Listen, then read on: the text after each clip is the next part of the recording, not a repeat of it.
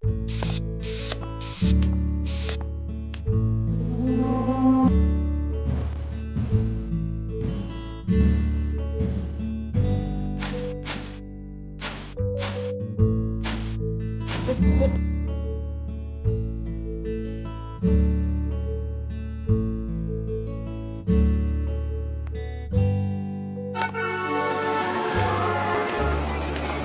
Tiểu Hà đang đi bộ trên con phố sầm uất. Tuy trên mặt không lộ ra chút biểu cảm nào, nhưng trong lòng cậu đã sớm rối như tơ vò. Tốt nghiệp được 2 năm, cậu đã thay đổi 5 công việc, nhưng chưa có việc nào làm được lâu dài. Vất vả là mới tìm được một công việc. Hôm nay lại vừa mới bị mất việc xong. Về nhà rồi thì biết ăn nói thế nào với gia đình đây.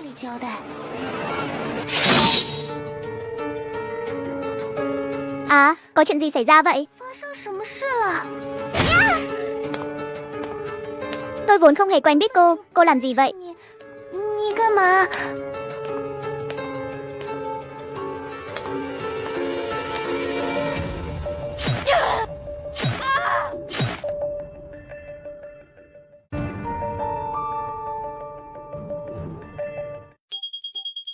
Đau quá, không đúng. Sao dường như không có vết thương nào, cậu tỉnh rồi à? Nhìn theo hướng phát ra âm thanh, Yến Tiểu Hà muốn dắt linh hồn ra ngoài vì sợ hãi. Người phụ nữ nói chuyện dịu dàng kia lại có chút giống với người phụ nữ điên đã đâm mình. Tuy nhìn giống nhau, nhưng nhìn kỹ lại thì phát hiện vẫn có điểm khác biệt. Điểm rõ ràng nhất chính là màu tóc. Mặc dù mọi chuyện xảy ra quá nhanh, cậu còn chưa kịp phản ứng gì đã bị đâm đến mức mất đi ý thức. Nhưng cậu vẫn kịp nhìn thấy người phụ nữ điên đâm mình có mái tóc màu đen, còn người phụ nữ trước mặt này lại có mái tóc màu hồng. Nghĩ đến đây, trái tim đang căng thẳng của Yến Tiểu Hà mới hơi buông lỏng một chút. Này!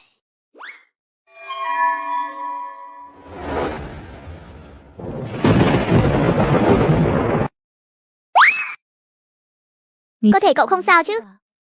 Tôi không sao, đây là bệnh viện phải không? Tại sao lại ở trên biển? Hình như tôi đã bị một kẻ điên đâm. Tại sao trên người lại không có vết thương nào? Cô là ai? Ai đã đưa tôi đến đây? Cậu đừng vội. Những gì chúng tôi biết đều sẽ nói hết cho cậu nghe. Nếu cơ thể không có gì bất ổn thì hãy đi theo tôi. Có lẽ sẽ có người giải đáp được thắc mắc của cậu.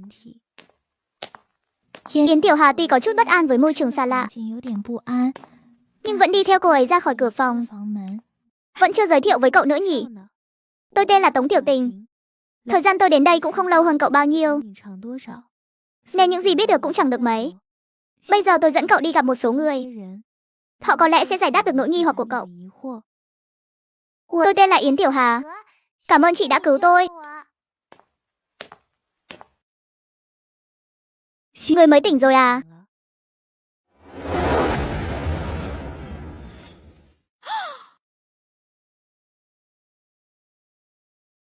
Không đúng. Chẳng phải vừa nãy ở trên biển đang có cuồng phong bão táp sao? Sao bây giờ lại xuất hiện những tòa nhà cao tầng thế này? Tôi biết cậu có rất nhiều thắc mắc. Tôi cố gắng nói ngắn gọn thôi nhé. Hiện tại chúng ta đang ở trên một con tàu có tên là Du Thuyền Luân Hồi. Đây không phải là thế giới ban đầu của chúng ta. Còn về việc tại sao chúng ta lại xuất hiện trên du thuyền, chính tôi cũng không rõ nữa. Tôi chỉ biết những người mới đều xuất hiện từ trong các phòng khách. Nguyên lý vẫn chưa rõ ràng. Chúng tôi vẫn đang tìm kiếm xem có cách nào để quay về thế giới cũ hay không. Về phần biển cả và các tòa nhà cao tầng, tuy khái quát không được chính xác cho lắm, nhưng cậu có thể hiểu rằng bên trong con tàu có chứa một trái đất nhỏ bé. Không gian bên trong tàu rộng lớn hơn vỏ tàu rất nhiều. Con tàu giống như một phương tiện trung gian hơn. Đây là một nơi tương đối an toàn. Con tàu là lối đi kết nối nơi này với bên ngoài. Anh nói đây không phải thế giới cũ của chúng ta. Vậy đây là nơi nào? Nơi sau khi đằng xuất à? Địa ngục hay là dị giới tàn khốc? Thực ra thì cũng không khác nhau là mấy đâu. Cho dù ở thế giới cũ cậu có ra sao đi nữa, thì khi xuất hiện ở đây cũng coi như một nửa bàn chân đã bước vào quỷ môn quan rồi. Sao nghe đáng sợ vậy ạ? Tuy màu sắc của bầu trời và nước biển kỳ dị đến phát khiếp, nhưng trên con tàu này dường như cũng không có gì nguy hiểm. Nguy hiểm không nằm trên du thuyền. Có thể nói du thuyền này giống như một khu vực an toàn hơn. Nhưng chúng ta cần định kỳ bổ sung nhiên liệu cho du thuyền. Mà quá trình đi lấy nhiên liệu sẽ khiến chúng ta phải dạo một vòng nơi quỷ môn quan. Cậu có thể nghĩ là nếu nguy hiểm như vậy thì không đi là không có vấn đề gì chứ gì. Nhưng hậu quả của việc không đi chính là thế này đây. Đi theo tôi.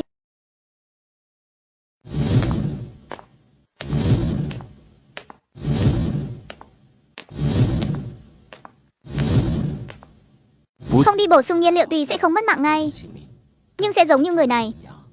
Cơ thể sẽ liên tục lặp đi lặp lại việc tan biến và phục hồi. Tuy không nghe thấy tiếng động gì, nhưng nhìn biểu cảm của người đó là biết chắc chắn chẳng dễ chịu gì rồi. Chúng tôi gọi đó là hoạt tử nhân. Đừng nhìn nơi này chỉ là một tầng hầm. Thực ra bên trong có nhốt không ít những kẻ cứng đầu đâu. Những kẻ vì sợ nguy hiểm mà không dám lên đảo, cuối cùng đều biến thành hoạt tử nhân cả rồi. Tuy điều này khiến lòng mọi người đều cảm thấy khó chịu, nhưng đồng thời cũng để cho những người mới đến hiểu được tầm quan trọng của việc bổ sung nhiên liệu. Nói nãy giờ nhiều rồi, vẫn chưa chính thức giới thiệu bản thân mình nữa. Tôi tên là Lâm Gia Phàm. Còn tôi là Yến Tiểu Hà. Cứ gọi tôi là Tiểu Hà là được ạ. Tiểu Hà này, hiện tại trong vùng biển này có không ít những hòn đảo giàu tài nguyên.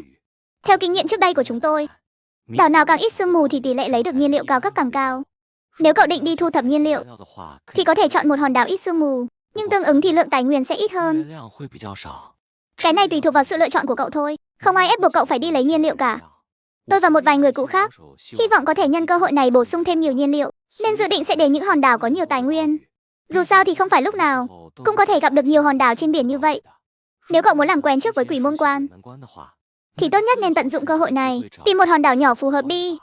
Vạn nhất sau này khi nhiên liệu trên người sắp sửa cạn kiệt mà xung quanh chỉ toàn những hòn đảo độ khó cao thì lúc đó khổ lắm đấy. Nếu muốn đi thì hãy đi lối này. Chị Tiểu Tình, em có nên đi theo không ạ? Ý kiến cá nhân của chị là đi để làm quen trước thì tốt hơn. Đây chính là cuộc sống thường ngày ở đây đấy. Nếu cậu may mắn thật sự sống sót quay về, vòng sau chị sẽ cùng cậu đi lối này.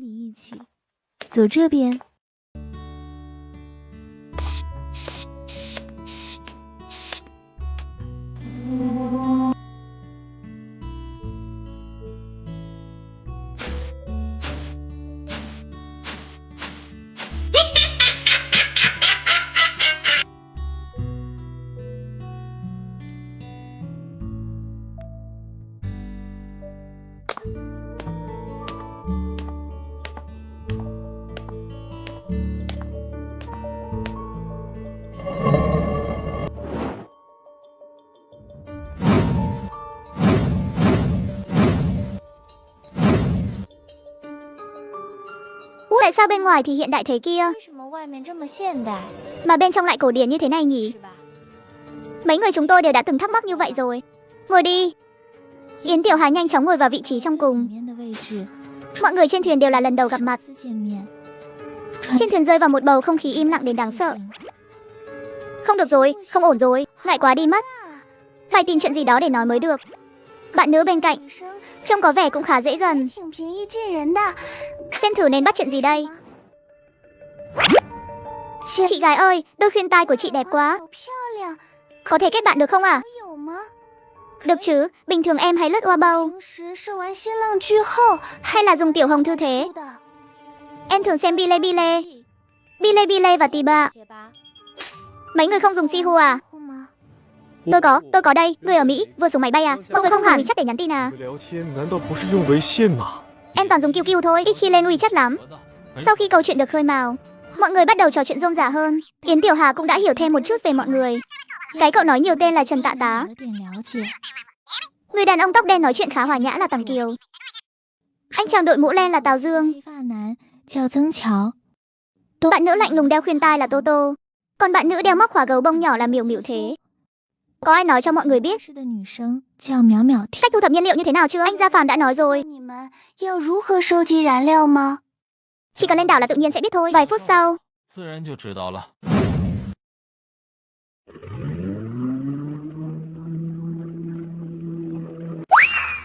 thuyền đã tiến gần sát bờ của hòn đảo nhỏ, nhưng mọi người vẫn ngồi trên thuyền. Không một ai dám đi tiên phong cả. Thì ra ý của Lâm Gia Phàm nói lên đảo rồi.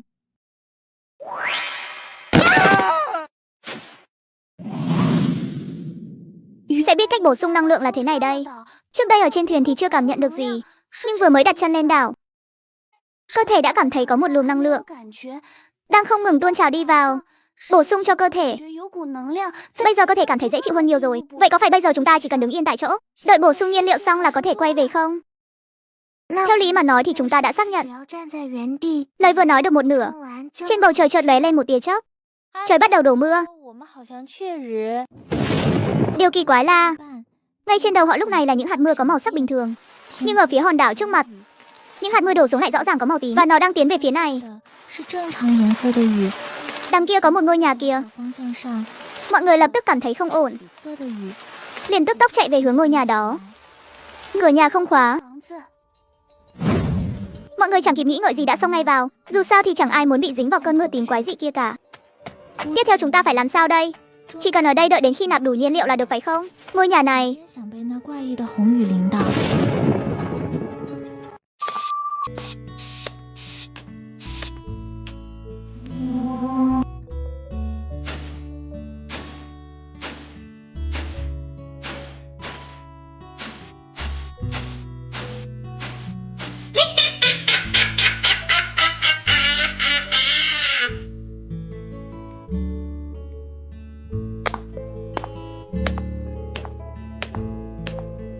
Dường như cũng không có điểm nào đặc biệt kỳ lạ cho lắm. Có vẻ như không nguy hiểm. Chúng ta vẫn nên kiểm tra nơi này thật kỹ đi. Nghe ý của anh Phàm thì bổ sung nhiên liệu tương đương với một nửa bước chân vào Quỷ Môn Quan rồi, mà đến hiện tại mới chỉ gặp phải cơn mưa tím thôi. Vẫn chưa đến mức nghiêm trọng như anh Phàm nói. Tôi lo là ở đây còn có nguy hiểm khác nữa. Mọi người quyết định chia làm 3 nhóm để đi khám phá căn biệt thự 3 tầng này. Tâm Kiều và Trần Tạ Tá thành một nhóm, Đào Dương và Tô Tô một nhóm, Yến Tiểu Hà và Miểu Miểu thế một nhóm. Dường như không có manh mối nào thực sự hữu ích cả, toàn là những đồ vật bình thường thôi. Ảnh chụp cũng không thấy có gì đặc biệt. Xem ra thực sự là không có nguy hiểm gì sao? Là mình cứ căng thẳng mãi thế này, mặt cứ phải gồng lên. Đúng là cái mồm quạ đen mà.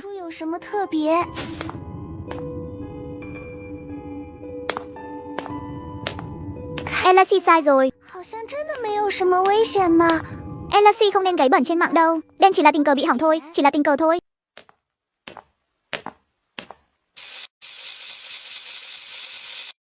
Chỉ là tình cờ hỏng thôi mà. Xịt, đừng có phát ra tiếng động. Đừng mở cửa, đừng mở cửa, đừng mở cửa. Đừng mở cửa, đừng mở cửa, đừng mở cửa. Đừng mở cửa, đừng mở cửa.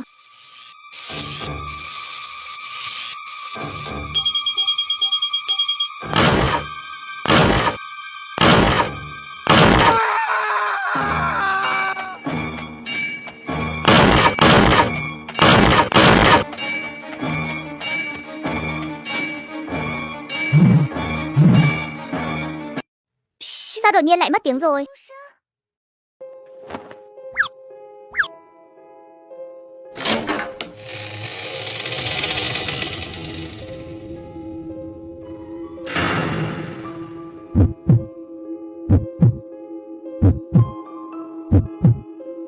Ý của cậu ấy chắc là bảo mình đừng cử động vội, chờ thêm chút nữa xem sao. Vạn nhất nó đang canh me chúng ta ở ngoài kia thì toang đấy. Chắc là không sao rồi chứ.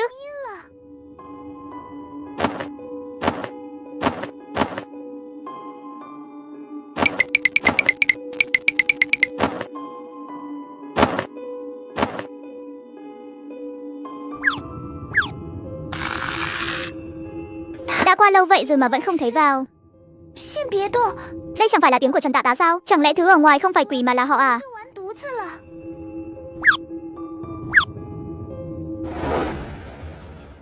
Cứ chờ thế này mãi cũng không phải là cách. Mở hé ra xem thử chút đi. Hay là cứ phải chắc cốc cái đã. Vạn nhất là giả thì sao? Hai người ở tầng 1 kiểm tra đó. Có phải mọi người đang ở trong căn phòng trên tầng 2 không?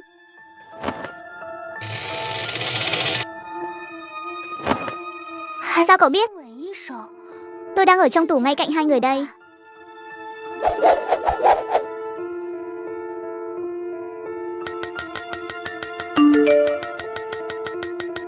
Tôi và Miểu Miểu thấy bây giờ sẽ ra ngoài. Hai người đừng có la hét om sòm rồi lại kéo thứ gì đó đến đấy. Cảm ơn các fan đã donate ủng hộ nhé. Hai người kiểm tra dưới tầng 1 rốt cuộc đã xảy ra chuyện gì vậy? Tụi tôi ở tầng 1, đầu tiên là kiểm tra nhà vệ sinh. Thấy nước vẫn chảy bình thường.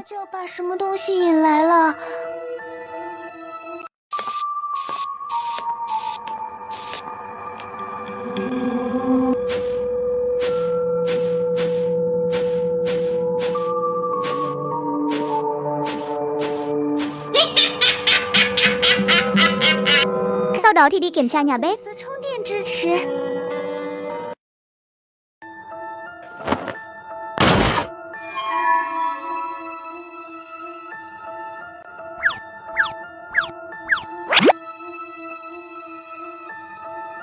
Đồ điện vẫn có thể sử dụng bình thường. Trong tủ đồ còn có một ít xúc xích và nước đóng chai. Vẫn chưa hết hạn sử dụng. Lúc đó xem qua thì thấy không có vấn đề gì cả. Sau đó khi chúng tôi đang kiểm tra phòng khách, đèn đột nhiên bị tắt phụp cái. Chuyện đó thì cũng thôi đi, nhưng ngay giây sau bên ngoài có một tia chớp lớn rạch ngang trời. Vào đúng cái khoảnh khắc được ánh chớp soi sáng đó, tôi đã nhìn thấy một con quỷ đang bay lơ lửng giữa không trung chằm chằm. Tôi giật nảy cả mình. Vừa hay cạnh tay có hai chiếc bình hoa nhỏ. Tôi tiện tay ném luôn bình hoa về phía đó. Sau đó là cả đám chúng tôi co giò chạy lên đây. Nhắc mới nhớ, em quên chưa cảm ơn anh đã lôi em đi đấy. Nếu không em đã đứng chết chân ở đó rồi. Bây giờ chắc người cũng bay mau rồi không chừng. Không có gì đâu, với lại nếu cậu thực sự bay màu thì những người còn lại như chúng tôi cũng sẽ gặp nguy hiểm hơn. Mà nói chứ, hai người trên tầng 3 kia, liệu có biết sự hiện diện của thứ đó không? Lúc nãy họ đi nhanh quá, nên vẫn chưa kịp kết bạn với nhau nữa. Chúng ta đi thông báo cho họ một tiếng đi. Chú ở lì đây mãi cũng không phải cách hay.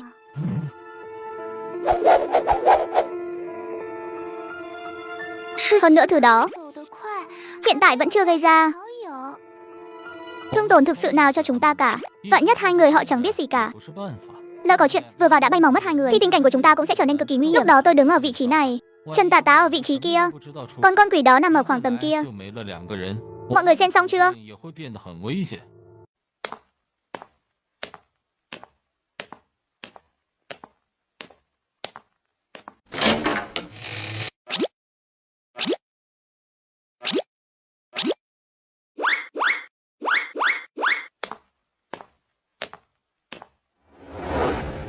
Chúng ta mau chóng đi hội quân với những người bên trên đi. Tuy không tồi lắm, nhưng cứ có cảm giác âm u sợ sợ thế nào ấy.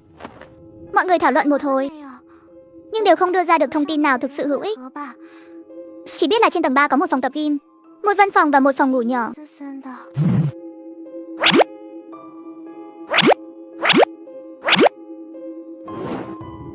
Tôi muốn hỏi một chút, vừa nãy sau khi mất điện thì ai là người bật đèn lên vậy? Không phải tôi, không phải tôi đâu. Cũng không phải tôi luôn. Tôi nghĩ chắc là đèn chỉ bị ngắt một chút thôi, rồi lập tức sáng lại ngay. Tuy lúc đó mày chạy không để ý lắm, nhưng lúc tôi và Trần Tạ Tá chạy đi, chắc chắn là đã có ánh đèn rồi. Nếu không trong tình huống khẩn cấp như vậy mà còn phải mò mẫm leo cầu thang trong bóng tối nữa, thì nghĩ thế nào cũng thấy không khả thi. Hiện tại thông tin còn quá ít, chúng ta cơ bản là chẳng biết gì hết. Bây giờ chúng ta có một vấn đề quan trọng hơn cần giải quyết đây. Tối nay chúng ta sẽ ngủ ở đâu? Tôi đề nghị là nên ở lại tầng 2. Tối nay tầng 2 nằm có thể lên tầng 3 mà cũng có thể chạy xuống tầng 1. Hiện tại cũng chưa từng gặp quỷ ở đây. Vạn nhất bị nó tìm tới thì cũng có thể nhảy cửa sổ ra ngoài. Ít ra thì cũng an toàn hơn là nhảy từ tầng 3 xuống. Mọi người đều tán thành đề nghị của Toto. Thế là hẹn nhau trước khi đi ngủ. Cả nhóm cùng đi vệ sinh một lượt. Chẳng phải cậu vừa mới đi vệ sinh xong sao? Sao giờ lại vội thế nữa rồi? Tối nay em nghĩ mình không nên ở chung phòng với mọi người đâu. Thực ra lúc này trước khi thấy con quỷ đó cảnh báo, tự em đã lấy một cây xúc xích trong tủ đồ để ăn rồi, còn uống một chai nước nữa. Em nghe anh Phạm nói qua là ít nhất cho đến nay anh ấy vẫn chưa gặp phải trường hợp nào ăn đồ ăn mà gặp chuyện không may cả. Nhưng giờ sau khi em ăn xong thì quỷ mới xuất hiện. Phần lớn chắc là do số em nhọ quá thôi. Lại là người đầu tiên ăn qua rồi. Phải nhớ cập nhật thông tin này với mọi người trên tàu nhé. Nếu không sau này người khác lại đi cúng mạng giống em thì lỗ to đấy. Tôi không quen ngủ chung với người khác. Ai tự lo thân người nấy thôi. Đừng bận tâm đến tôi. Ẩn tù tí đi. Không sao cả đâu.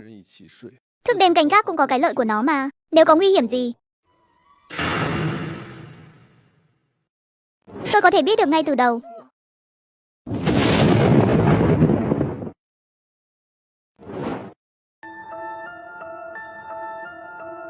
Lúc chuồn cũng nhanh hơn người khác 2 bước. Cùng xem lại tất cả mọi chuyện xảy ra ngày hôm nay nào. Trong phòng sách ở tầng 2 có vài bức ảnh, nhưng trên đó đều là những người khác nhau. Không biết con quỷ đó có nằm trong số đó không? Mình không ở tầng 1, nên chưa thấy mặt con quỷ đó ra sao.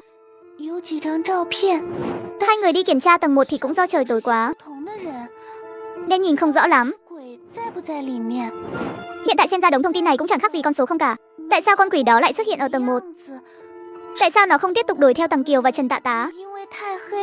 Nếu không được ăn gì thì chúng ta cầm cự được bao lâu đây? Thôi bỏ đi không nghĩ nữa. Tập trung quan sát tình hình xung quanh trước đã. Cảm ơn các fan đã donate ủng hộ ạ. Cứ cảm giác là nếu mình mà nhúc nhích thì chắc chắn tiêu đời luôn. Muốn gọi họ mà cũng chẳng phát ra được tiếng nào. Thôi thì mình cứ ngoan ngoãn giả chết vậy.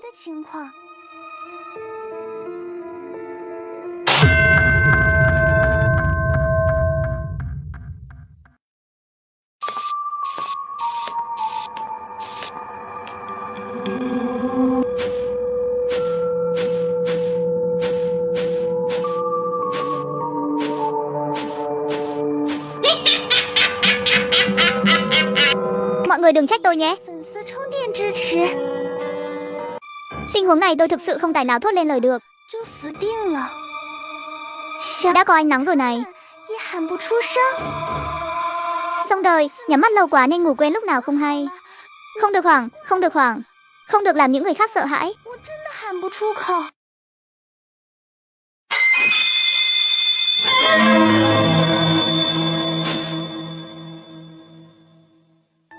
Bạn nhất mà la hét toáng lên. Lại kéo con quỷ đó đến thì hỏng bét.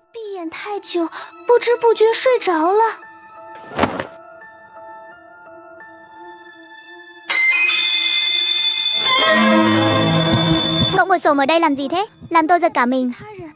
Đêm qua không xảy ra chuyện gì chứ? Cậu khoan hãy quay đầu lại nhìn đã.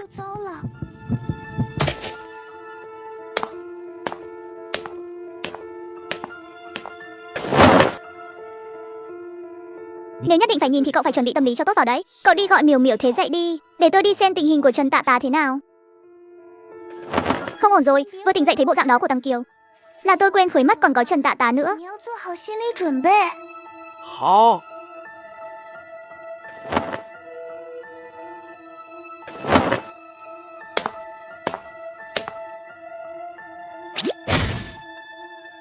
Có thể bỏ tay ra được chưa ạ?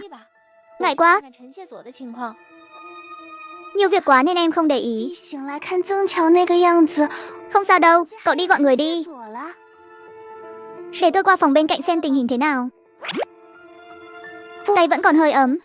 Đêm qua chắc là cậu ta thực sự không sao rồi.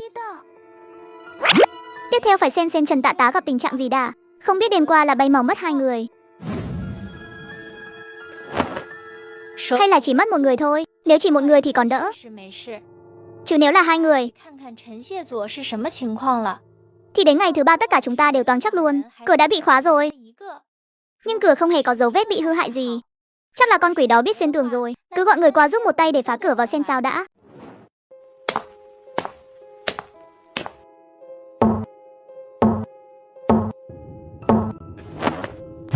Xem thử có tìm được manh mối gì không. Cậu vẫn còn sống à? Hôm qua sau khi cậu ăn uống xong xuôi, trong người có chỗ nào thấy không ổn không? Hôm qua em mới ăn có mỗi 1 cây à?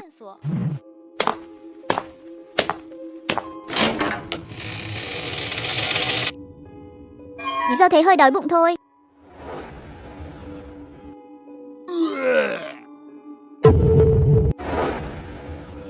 Vậy là đồ ăn chắc không có vấn đề gì rồi nhỉ? Hôm qua cậu ăn rồi mà không sao. Tôi thì đói là đi rồi đây. Chắc là không có vấn đề gì đâu. Để tôi lấy giúp mọi người nhé. Tôi cũng lại giúp một tay nữa. Em quên lấy nước rồi, có thể lấy giúp em một chai được không ạ? Được chứ? Mọi người nên để ý đến Trần Tạ Tá nhiều hơn một chút. Tại sao hôm qua người đầu tiên đụng quỷ lại là cậu ta?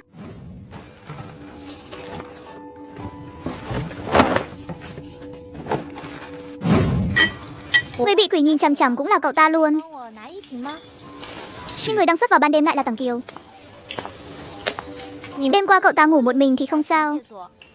5 người chúng ta ở cùng nhau thì ngược lại xảy ra chuyện. Mọi người không thấy kỳ lạ sao? Liệu có phải vì Trần Tạ Tá đã ăn xúc xích nên mới có thể tránh được sự săn đuổi của quỷ không? Giờ chúng ta đều đã ăn uống cả rồi. Tối nay là sẽ biết ngay thôi. Việc quỷ hạ sát hay là liên quan đến ban đêm hay không? Sẽ chọn ngẫu nhiên một người để xử đẹp nhỉ? chứ chẳng liên quan gì đến hành động của Trần Tạ Tá cả. Mọi người đang bàn chuyện gì thế? Không có gì đâu, tụi tôi chỉ đang bàn về đường sống thôi mà. Cậu có nghĩ ra điểm đột phá nào không? Em ngốc lắm, chỉ nghĩ được mấy cái này thôi. Hôm qua hành động của em và Tằng Kiều cơ bản là luôn đi cùng nhau. Ngoại trừ việc em có ăn chút xúc xích và uống nước. Với cả tối qua ngủ riêng một mình một phòng. Nếu dùng kết quả để suy luận ngược lại thì có phải vì lúc đó Tằng Kiều vì muốn bảo vậy em nên đã ném đồ vật vào con quỷ đó không? Làm con quỷ đó nổi giận nên điểm thù hận mới dồn lên người anh ấy. Thế nên tối qua con quỷ đó mới không ra tay với em. Vậy chỉ cần không chọc giận nó là có thể được an toàn phải không? Nếu không chọc giận nó thì liệu nó có chịu buông tha cho chúng ta không? Vậy hôm nay hệ thấy quỷ là chúng ta lập tức bỏ chạy, thử đánh cược vào vận may xem sao. Nhắc đến chuyện kỳ lạ, hôm qua tôi phát hiện ra ở tầng 3. Ở đây thế mà lại có một chiếc máy bán hàng tự động đấy. Điều kỳ lạ hơn là trong máy bán hàng đó lại có một cái bình hoa. Bình hoa gì cơ? Thì cũng giống như cái bình trên tủ với cái bình trên bàn ở phòng bên cạnh thôi mà. Mọi người có thấy là số lượng bình hoa trong căn biệt thự này nhiều đến mức bất thường không? Hình như đúng là vậy thật. Có vẻ như ở hầu hết mọi nơi đều có thể nhìn thấy những chiếc bình hoa có cùng kiểu dáng. Mọi chuyện bất thường ắt có uẩn khúc bên trong. Số lượng kỳ lạ như vậy, liệu có tính là một lời gợi ý cho chúng ta không? Liệu đường sống có liên quan gì đến mấy cái bình hoa không nhỉ? Dù sao thì tạm thời cũng chẳng còn hướng đi nào khác. Có thể thử suy nghĩ theo hướng này xem sao. Có điều là tôi muốn đến nơi mọi người đụng quỷ hôm qua để xem thử chút. Mọi người có thể đi cùng tôi không? Chỗ đó vừa có quỷ xuất hiện, hay là thôi đi cho lành? Tôi muốn xem việc quỷ xuất hiện hay là do mọi người đã kích hoạt cái gì đó nên nó mới xuất hiện. Muốn được nhìn thật chi tiết, xem hôm qua ở đại sảnh mọi người đã làm những gì. Cậu cũng đừng quá sợ hãi làm gì, dù sao thì đêm qua cậu vẫn bình an vô sự đó thôi. Lúc đó tôi đứng ở đúng vị trí này tôi cũng chẳng làm gì cả. Rồi con quỷ đó đột nhiên hiện ra ngay phía trên. Tôi sợ đến mức đứng được ra đó không dám nhúc nhích luôn. Tiếp theo là Tằng Kiều ném hai cái bình hoa về phía nó, rồi kéo tôi bỏ chạy. Nghe qua thì dường như không thấy có vấn đề gì cả, nhưng cứ có cảm giác có cái gì đó đã bị chúng ta bỏ sót rồi. Chờ đã, cái đó là... Cảm ơn các fan đã donate ủng hộ nhé. Tôi thấy cái bình hoa này có chút kỳ lạ. Hôm qua Tằng Kiều đã ném hai cái bình hoa đúng không? Tại sao một cái thì vỡ tan tành còn một cái lại không vỡ?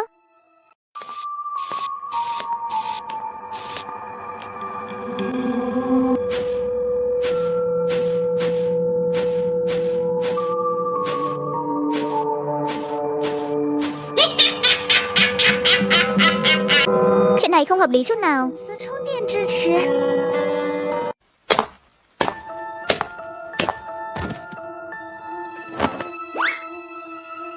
Trừ phi cái bình hoa này không phải bình thường.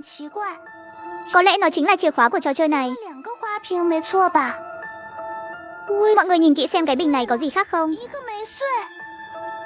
Mặt đất thế này đừng nói là ném, chỉ cần vô tình rơi từ trên bàn xuống cũng đủ vỡ tan tành rồi. Tại sao chiếc bình hoa này vẫn nguyên vẹn, thậm chí không có lấy một vết nứt? Đúng là hơi kỳ quái. Nhưng chuyện này chắc không liên quan gì đến quỷ đâu nhỉ? Vốn dĩ đây đã là một ngôi nhà ma rồi, có vài cái bình đập không vỡ cũng là chuyện thường thôi. Trừ khi bên trong bình giấu thứ gì đó quan trọng, nên mới làm cho nó khó vỡ như vậy. Có lẽ đường sống nằm ở trong đó. Chúng ta có nên cược một ván không? Đừng vội, chẳng phải cậu nói trên tầng 3 còn một chiếc bình ở vị trí rất kỳ lạ sao? Chúng ta cứ xem tình hình đã. Vấn đề tới rồi đây. Làm sao chúng ta lấy nó ra được? Đến cả mã cutter cũng không có. Quét là chắc chắn không quét được rồi. Chắc chỉ còn cách đập thôi. Bên cạnh có tạ đôi, để tôi đi lấy. Ơ kìa, ai bảo cậu lấy tạ đập kính hả? Chẳng phải bảo cái bình này đập không vỡ sao? Dùng cái bình là được rồi, lại còn thuận tay.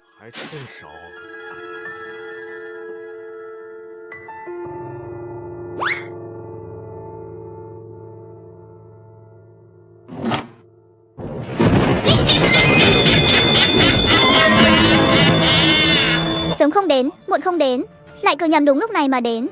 Kẻ địch càng phản đối tôi thì càng chứng tỏ tôi đã làm đúng rồi.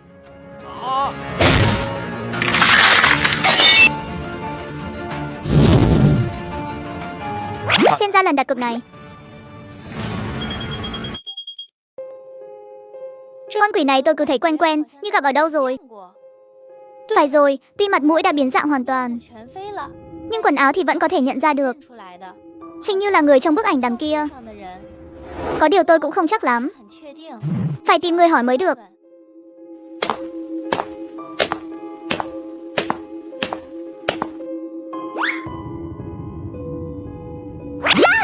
Cậu làm tôi suýt thì mất mạng vì sợ đấy. Yến Tiểu Hà, cậu đã gặp quỷ 2 lần rồi. Cậu đến xác nhận xem người trong ảnh có phải con quỷ đó không? Hình như chính là hắn. Tuy tối qua tôi không dám mở mắt, nhưng lúc nhắm mắt, con quỷ đó lại ở ngay trước mặt tôi. Tôi đã thấy bộ đồ trên người hắn chính là bộ này. Anh để trong phòng ngủ thường là chủ nhà nhỉ? Vậy thân phận thật sự của con quỷ đó là chủ nhân của căn biệt thự này sao? Đến ngày thứ 2 mới biết chuyện này. Chúng ta có phải đang quá bị động không? Hôm qua mọi người không tìm ở tầng 3 à? Hôm qua tôi chưa gặp quỷ. Nếu liên kết được hai chuyện này lại thì mới lạ đó. Và lại dù có biết thì cũng chẳng ích gì mấy. Giờ cậu biết con quỷ đó là chủ biệt thự rồi. Vậy bước tiếp theo cậu định làm gì? Hình như cũng đúng. Ở đây chẳng có gì nhiều. Chỉ có bình hoa là nhiều nhất. Đến một tờ báo cũng không thấy.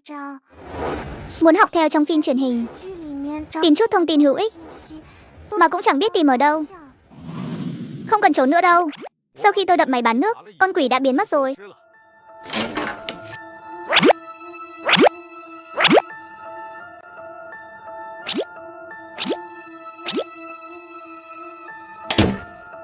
Chuyện hai người có vẻ là thật. Không lẽ nó còn biết phân thân với biến hình sao? Chắc không sao đâu, đi thôi. Trong lúc chúng tôi đi trốn đã xảy ra chuyện gì vậy? Có thể kể cho chúng tôi nghe không? Còn chuyện con quỷ biến mất là thế nào? Lúc đó chúng tôi định đập vỡ kính để lấy chiếc bình ra, thì con quỷ đột ngột xuất hiện đúng không? Lúc đó tôi đã nghĩ, có phải hành động này của chúng ta đã đe dọa đến hắn? Đe dọa nên hắn mới lộ diện để ngăn cản. Thế là tôi đập luôn. Đập xong thì con quỷ thật sự đã biến mất.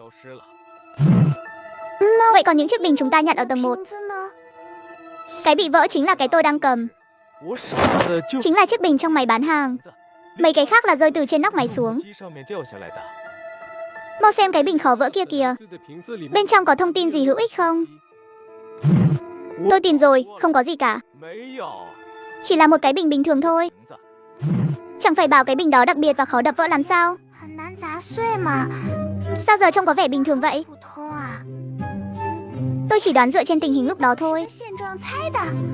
Có lẽ cái bình đó sắp vỡ rồi, nhưng vẫn chưa đến mức xuất hiện vết nứt. Nếu bình ở tầng 1 không có gì đặc biệt, vậy chúng ta xem thử mấy cái bình trong máy bán hàng đi. Để tôi thử xem.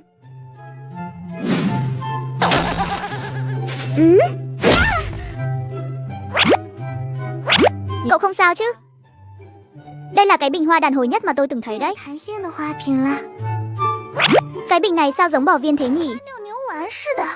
Có thể dùng để đánh bóng bàn luôn rồi. Cái bình này hình như thật sự đập không vỡ. Đúng vậy, nãy giờ chúng tôi dùng sức quăng quật mãi, nhưng cái bình này như bị cố định vào không gian vậy, không hề nhúc nhích. Tôi nhớ mấy cái bình này lúc đầu hình như ở trên nóc máy bán hàng mà. Rơi từ độ cao đó xuống mà vẫn không sao. Trông cũng có vẻ rất cứng. Hơn nữa lại đặt ngay trên cái máy bán hàng này. Biết đâu nó giống như nắp hộp thuốc với miếng giấy niêm phong bên trong, để cạnh nhau là để tiện mở ra thôi. Nghe cũng có vẻ hợp lý. Thử một chút cũng không hại gì.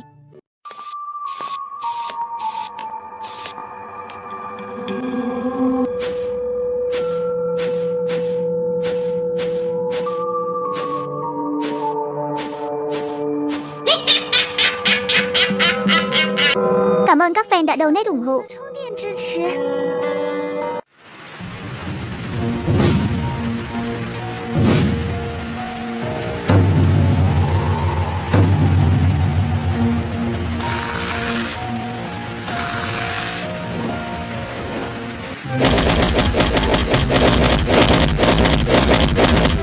Họ định đập đến bao giờ nữa? Chúng ta có nên qua giúp một tay không?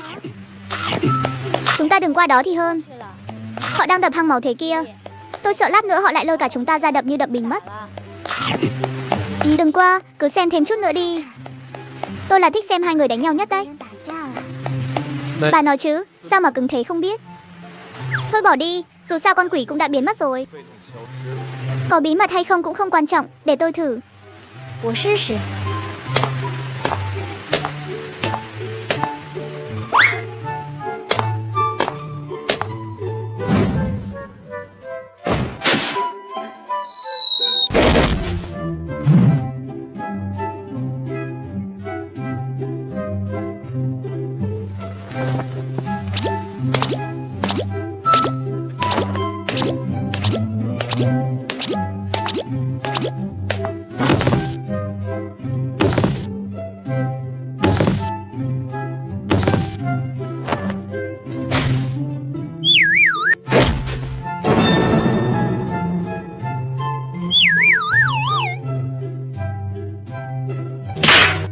Xin lỗi nhé, tôi không cố ý đâu.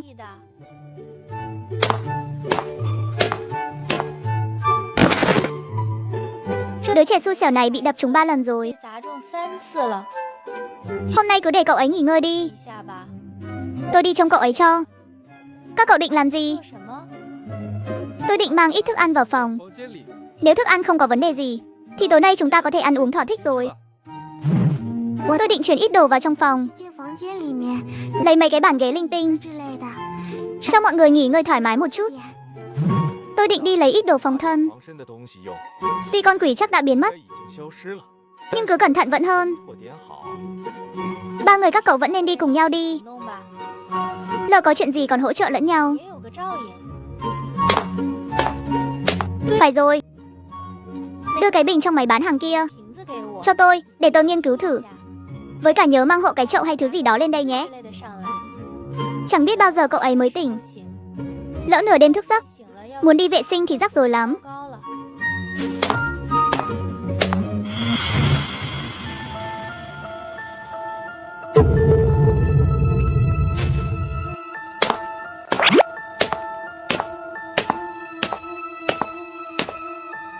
Cậu tỉnh rồi à?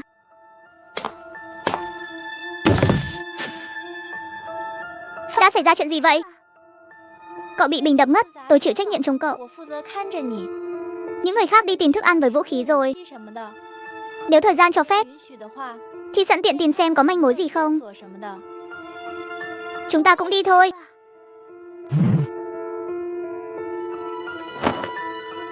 Chúng ta cứ ở đây đi. Trong lúc họ tìm manh mối, chắc sẽ không còn sức để tổng hợp và suy nghĩ đâu. Chúng ta có thể phụ trách việc đó, được chứ? Vậy tôi vào thẳng vấn đề luôn nhé. Nếu như... Tôi nói là nếu thôi nhé. Nếu ngày mai cậu phải ra đi, nếu có thể lựa chọn, cậu chọn ra đi trong lúc không hay biết gì mà trải qua ngày hôm nay, hay chọn ra đi một cách rõ ràng? Ý gì đây? Tôi bị quỷ nhắm trúng rồi sao? Tôi còn cứu được không? Là vì cái bình đó à? Sao tôi lại bị nhắm tới chứ? Chỉ là giả thuyết thôi mà. Cứ coi như đang tán gẫu bình thường đi. Gan tôi bè lắm. Đừng dọa tôi chứ. Nếu là tôi sẽ chọn ra đi mà không hay biết gì. Nếu biết mà sống được thì không nói làm gì. Nhưng nếu chỉ là biết tình hình mà không có cách nào thay đổi kết cục thì tôi thả ra đi trong vô thức còn hơn. Ít ra gánh nặng tâm lý cũng không quá lớn. Vậy sao? Thật ra tôi cũng nghĩ như vậy. Sao tự nhiên lại nói chuyện này?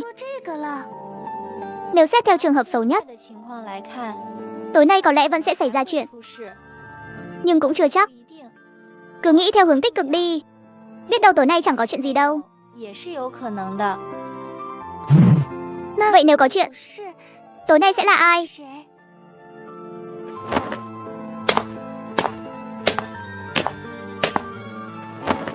Nếu thật sự đúng như dự đoán xấu nhất của tôi, khả năng cao là Trần Tạ Tá hoặc Tào Dương. Nhưng cũng không loại trừ những người còn lại. Sao lại thế? Tại sao khả năng cao lại là Trần Tạ Tá và Tào Dương? Tôi thấy hiện tại có 4 trường hợp. Trường hợp thứ nhất thì khỏi phải nói rồi. Con quỷ thật sự bị Tào Dương tiêu diệt rồi. Như thế là tốt nhất. Cả nhà cùng vui.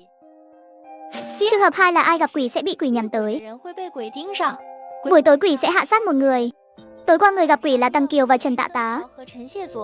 Và quỷ đã chọn một trong hai, chính là Tăng Kiều để hạ sát. Tối nay đáng lẽ sẽ đến lượt Trần Tạ Tá còn lại rồi. Trường hợp thứ 3 là người làm hỏng đồ vật sẽ bị quỷ nhắm tới.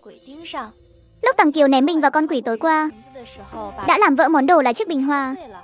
Thế nên ban đêm quỷ mới tìm đến cậu ấy. Vừa nãy Tào Dương cũng làm vỡ một cái, nên tối nay quỷ có thể sẽ tìm đến cậu ta. Trường hợp thứ 4 là con quỷ hoàn toàn giết người ngẫu nhiên. Chỉ là tối qua tình cờ chọn chúng Tăng Kiều thôi. Nếu là trường hợp này, thì tối nay chỉ còn biết phó mặc cho y trời. Chị Tô Tô, chị thấy trường hợp nào có khả năng cao hơn? Hiện tại mà nói, trường hợp thứ 3 so với mấy cái kia thì có dấu vết rõ ràng hơn. Cá nhân chị nghiêng về trường hợp thứ 3.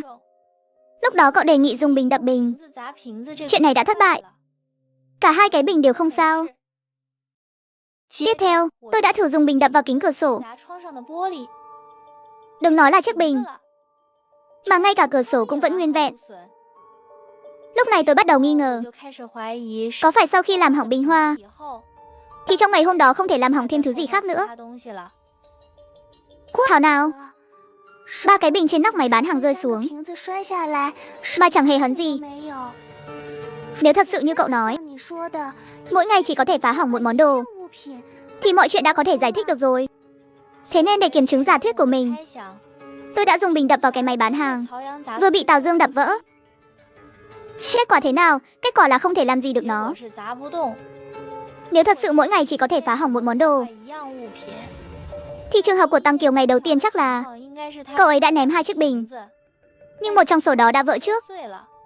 Sau khi chiếc bình vỡ, ngày hôm đó không thể phá hỏng thêm đồ vật nào nữa. Thế nên chiếc bình thứ 2 mới không vỡ.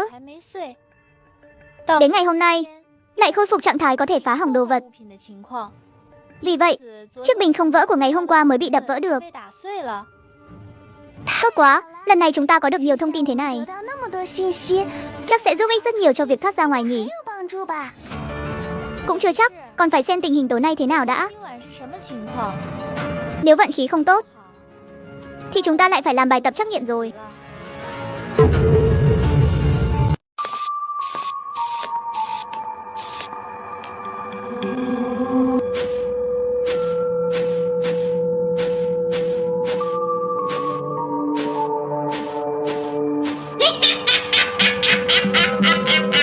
Cảm ơn các fan đã donate ủng hộ.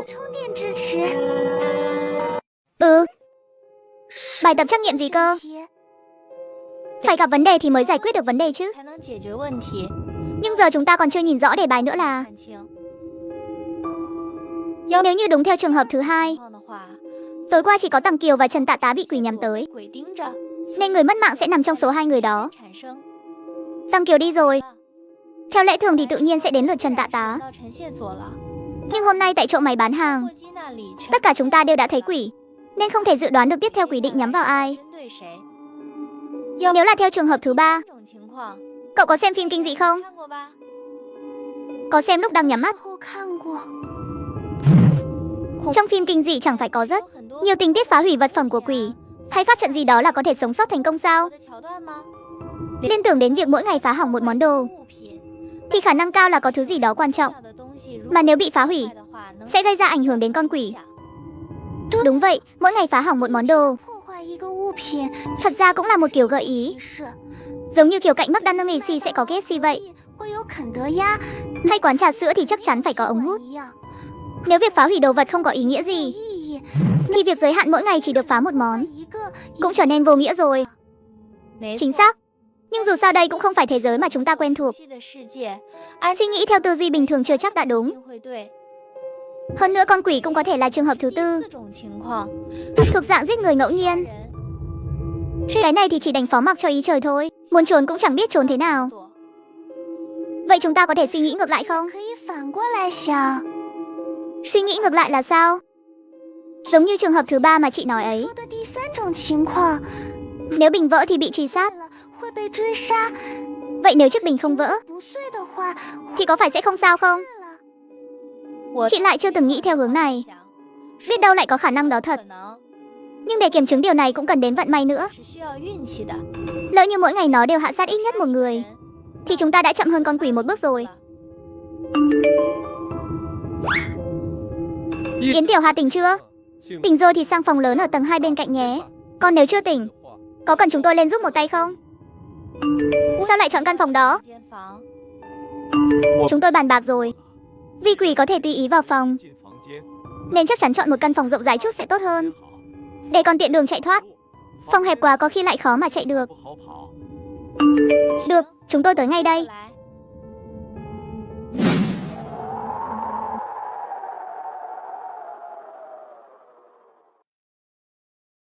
Chúng ta đến đây 2 ngày rồi mà vẫn chưa biết rõ về nhau.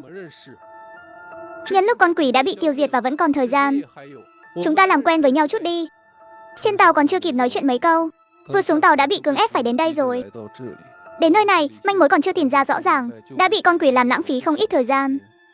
Mới qua một đêm mà Tằng Kiều đã không còn nữa. Đến tận bây giờ tôi cũng chỉ mới biết tên của cậu ấy thôi. Đúng thế, dù sao giờ con quỷ cũng biến mất rồi. Chúng ta nhân cơ hội này để tìm hiểu nhau cho kỹ. Những hòn đảo sau này, biết đâu còn có cơ hội hợp tác nữa. Lúc đó chúng ta có thể tin tưởng nhau hơn. Yến Tiểu Hà, sao cậu lại khóc thế? Sợ lắm hả? Tôi cảm thấy rất khó chịu. Sao vậy chứ? Trong người không khỏe à? Đêm qua lúc trực đêm, tôi sợ đến mức không dám mở mắt, cũng không dám đánh thức mọi người. Nếu như lúc đó tôi báo động thì có lẽ Tằng Kiều đã không phải ra đi rồi. Đừng nghĩ như vậy. Đó không phải lỗi của cậu. Nếu là tôi xui xẻo, bị phân công trực đêm tối qua, có lẽ tôi cũng chẳng đủ can đảm để gọi mọi người dậy đâu. Chỉ cần cậu không hại người thì đó không phải vấn đề của cậu. Tao Dương nói đúng đó. Chị thường xem mấy bộ hoạt hình kinh dị, trong đó có rất nhiều chuyện đã xảy ra. Chị từng thấy cảnh khi đang trực đêm nhìn ra ngoài cửa sổ, thấy quỷ ở ngoài cửa hoặc ở đằng xa, sau đó liền gọi bạn đồng hành dậy. Cũng từng thấy lúc mình bị quỷ đuổi mà tiện tay báo cho bạn đồng hành luôn. Trong vài bộ hoạt hình mà nhân vật có khả năng phản kháng, chị còn thấy họ dùng bùa giấy, kiếm gỗ và những đạo cụ tương tự, vừa chống lại quỷ vừa đánh thức những người bạn của mình. Thế nhưng khi mọi người vừa mới quen biết nhau, lại còn không có vũ khí lợi hại nào để đối phó với quỷ, mà quỷ lại xuất hiện ngay trước mặt mình, mà vẫn dám chịu áp lực để gọi bạn dậy, thì cho đến nay hình như chị vẫn chưa gặp qua bao giờ. Đúng đó, cậu đừng quá tự trách mình. Kể cả là tôi thì tôi cũng sẽ không gọi đâu. Nếu vị trí của mình an toàn thì còn được, chứ quỷ ngay trước mặt mà còn dám kêu, đó là muốn tự nộp mạng rồi.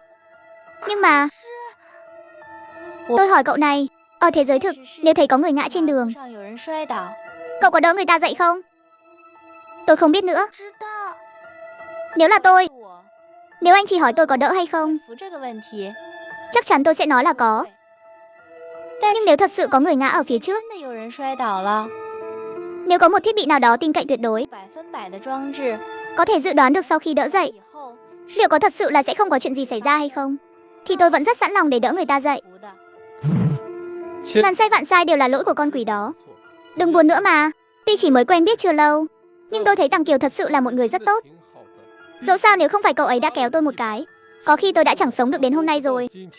Nếu cậu ấy còn sống, chắc chắn vẫn mong chúng ta có thể vui vẻ mà tiếp tục sống sót. Cũng chỉ có thể nghĩ như vậy thôi.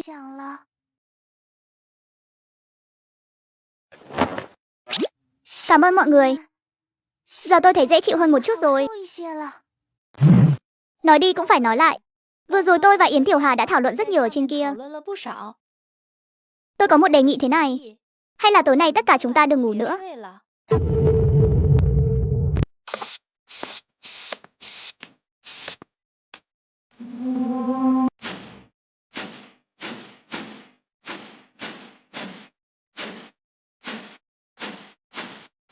Ha ha ha ha ha. Cảm ơn các fan đã donate ủng hộ. Tại sao tối qua có quỷ ở đây?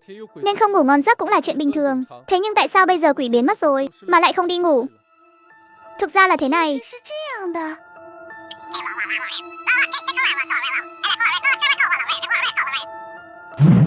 Căn biệt thự này có nhiều bình hoa như vậy, tôi thấy chắc chắn chúng là thứ rất then chốt. Sau khi tôi đập vỡ chiếc bình, con quỷ đã biến mất. Thế nên tôi cảm thấy đa phần chính là Tăng Kiều. Cái bình hôm qua cậu ấy không đập vỡ mới là mấu chốt. Nhưng dù sao giờ vẫn còn thời gian. Bàn thêm về những chuyện khác của thật sẽ chắc chắn hơn. Đúng thế. Chúng ta cứ cẩn thận một chút vẫn hơn. Cứ thảo luận dựa trên tiền đề là con quỷ vẫn chưa bị tiêu diệt đi. Có điều ngoài việc biết hắn là chủ nhân ngôi nhà này ra, thì về cơ bản chúng ta chẳng hiểu thêm gì về hắn cả. Nếu đã không có manh mối gì, trước tiên chúng ta hãy xác định xem đây là loại quỷ gì đi. Chẳng có thông tin gì thì làm sao mà xác định được. Tôi cũng là người mới thôi, vừa mới lên tàu được vài ngày, tuy vẫn chưa học hỏi được nhiều, nhưng tôi nghe các thành viên cũ trên tàu nói, phân chia theo cách khái quát nhất, thì quỷ được chia làm hai loại. Một loại là có lý trí, và một loại là không có lý trí. Loại không có lý trí thì rất dễ hiểu. Đại khái cũng chia làm hai kiểu. Một kiểu là giết người thuần túy dựa trên quy tắc. Chỉ cần vi phạm quy tắc là nó sẽ đến hạ sát cậu. Kiểu còn lại là cứ gặp người là giết. Nhưng con quỷ không lý trí thì hoàn toàn không thể giao tiếp. Tuy có thể có cách để phá giải tình thế, nhưng hầu như rất khó tìm được cái gọi là manh mối. Nếu chỉ đơn thuần dựa vào việc tự mình phỏng đoán, thì thường không dễ dàng mà nghĩ ra được đâu. Thế nên khi gặp quỷ không có lý trí, thường phải chú ý đừng để vi phạm quy tắc, hoặc là phải dốc hết sức mà chạy trốn, đừng để bị bắt được. Còn nếu quỷ có lý trí mà vẫn giữ được sự tỉnh táo, thì có phải chỉ cần chúng ta khéo léo thương lượng là sẽ không sao không? Căn bản là không phải thế. Có điều khi gặp loại quỷ này, khả năng tìm được đường sống khác sẽ cao hơn một chút. Ngoài việc không vi phạm quy tắc như đã nói ở trên, và chạy trốn ra thì chúng ta còn có nhiều lựa chọn hơn. Một số con quỷ có lý trí, chúng ta có thể thử hóa giải oán hận của nó, hoặc là chấp niệm chẳng hạn, hay là giúp nó được siêu thoát vân vân. Những chuyện như vậy nếu thành công, thì về cơ bản chúng ta sẽ được kết thúc sớm. Nếu kết thúc sớm, tuy vẫn phải ở lại trên đảo cho đến khi thu thập đủ nhiên liệu, nhưng ít nhất thì không cần lo lắng về sự an toàn sau này nữa. Nghe như vậy có vẻ cũng được đấy chứ. Cũng không hẳn là tốt như vậy đâu. Có thêm vài cách đối phó không phải là rất tốt sao? Không đúng. Suýt nữa thì quên mất cậu vừa lên tàu chưa lâu đã phải tới đây rồi. Tuy tôi mới chỉ đến được 3 ngày, nhưng không còn cách nào khác. Để tôi phổ cập kiến thức cho cậu một chút nhé. Loại quỷ có lý trí này rất có đầu óc. Nếu loại quỷ không lý trí đầu tiên được coi là minh thương, thì loại quỷ có lý trí này chính là ám tiễn rồi. Quỷ có lý trí ấy mà. Giới hạn thấp nhất của nó chính là quỷ không lý trí, tức là nó sẽ không chủ động gây khó dễ cho cậu. Nhưng giới hạn cao nhất của nó thì kinh khủng hơn nhiều. Có những con quỷ, chỉ cần cậu không chạm vào điều kiêng kỵ thì nó sẽ không tìm đến cậu. Thế nhưng nếu gặp phải loại mang đầy ác ý, loại quỷ này sẽ tìm mọi cách để hãm hại cậu. Có khả năng nó sẽ chủ động tìm đến tận nơi, thậm chí có thể còn dẫn dụ cậu phạm phải những điều cấm kỵ nữa. Thâm độc vậy sao? Giờ thì cậu đã hiểu tại sao tôi bảo là không tốt rồi chứ. Tôi cảm thấy con quỷ này có lý trí.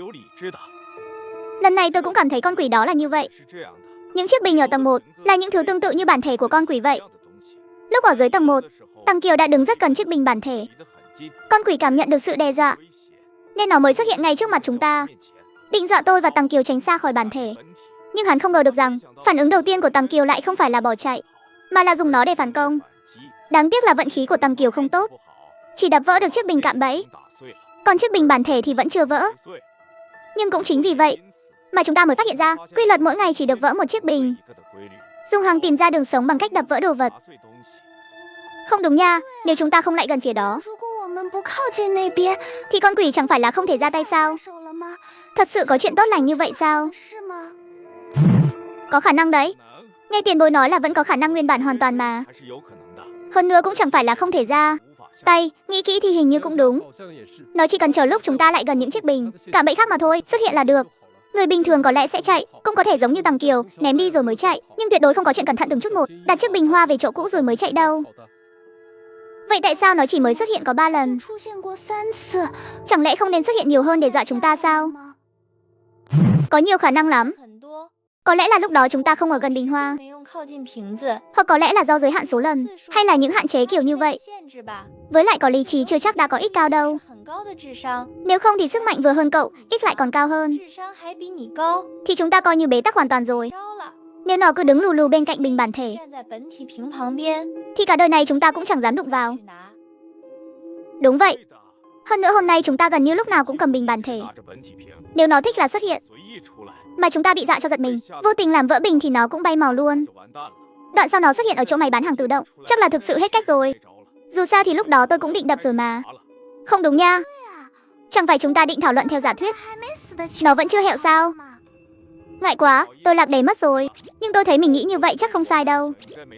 Hơn nữa hiện tại chỉ có bấy nhiêu manh mối. Thực sự là không nghĩ thêm được gì khác nữa. Nghĩ không ra thì dùng phương pháp liệt kê đi. Liệt kê đủ nhiều biết đâu lại nảy ra ý tưởng mới. Ngoài bình hoa ra, còn chỗ nào thấy sai nữa không? Nhưng đúng là không thể bỏ qua mấy cái bình hoa được. Đầu tiên là số lượng nhiều đến mức gần như đâu đâu cũng thấy. Thứ hai là trong máy bán hàng tự động cũng có bình hoa. Cuối cùng là bình hoa còn không thể đập vỡ. Tôi thấy dù thế nào cũng không thoát khỏi mấy cái bình hoa này. Lại còn cái bình hoa cứ đuổi theo nện tổ nữa chứ. Mấy cái hoạt hình xám xí đều là lừa đảo cả thôi. Lúc xem thì thấy nhân vật chính trong đó đoán một cái là ra ngay. Đến lúc tự mình trải nghiệm mới thấy bế tắc vãi. Nếu không tính bình hoa thì tôi lại thấy cách bài trí ở tầng 2 này khá là lạ lẫm.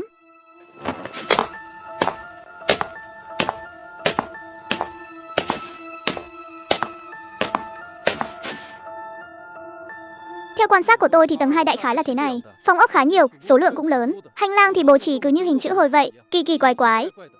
Bắt cũng chỉ là cấu trúc lạ lẫm thôi, chứ chẳng có điểm gì đặc biệt khác nữa. Cũng không giống như trong phim truyền hình, kiểu như có phòng bí mật này nọ. Nghe qua thì cảm giác hơi giống cách bố trí để nhốt linh hồn trong phim ảnh. Nhưng con quỷ cũng từng xuất hiện ở tầng 1 và tầng 3 mà. Có nhốt được nó đâu. Thôi bỏ đi, cứ tiếp tục thế này. Chúng ta cũng chỉ đang đấu trí với không khí thôi. Cứ lấy hàng để tự bảo vệ mình trước đã. Phải xem đêm nay có chuyện gì không đã rồi mới tính tiếp được. Chỉ cần đêm nay bình an vô sự thì sẽ không phải nơm nớp lo sợ mỗi ngày nữa.